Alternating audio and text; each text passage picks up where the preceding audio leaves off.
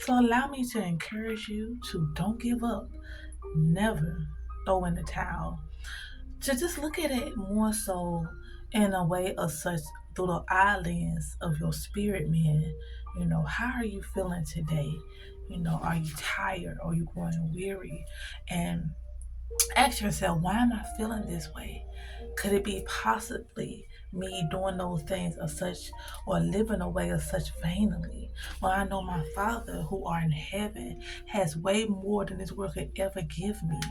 You know, it takes me back to a moment if you're feeling like this, a bit of discouraged or suppressed, and we tend to get in our own way because we want things, so quick, that microwave fix. And we tend to just want to jump on out there, think we got it all just figured out, all together. But I want to encourage you on today, if you feel a certain way, to be patient. Come on now. As patient produces perfection, and knowing that your Father is with you always, even to the end, the very end. You gotta know that you win in the end. And this is not, by your might, but by his might. But too, knowing too, as I'm reminded, as it's dropped in my spirit, the prodigal son, when he was just so in a hurry to get out there in the world and see, or to be independently, how many of you all can more so relate today?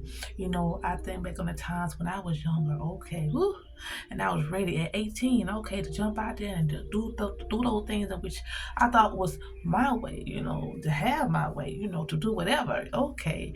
But then this is the prodigal son. If I could relate, comment below if you can relate to this. When I got out there and I seen that it was all a facade, and I knew that this wasn't the way I intended, my life to go or to even live. And just because, I was looking through things more so the world way, carnally, so wrapped up in this flesh. Ooh, who am I talking to on today?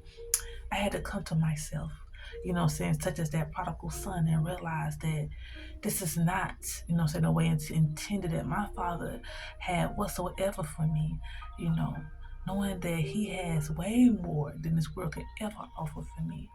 And that be more so my purpose, the reason why I'm here, you know, existing. And not only just that, my purpose in which to serve, to become fruitful, to do those things in which he has ordained, spoken of within my life, over my life, so shall I become. And with that being said, within your purpose, it's not by default. And I know it's scary, and I know it seems as though, it's hard. But right before you again give up, come on now. That what the enemy wants you to do, kick you, keep you, what I'm saying, stuck, or make you feel like that.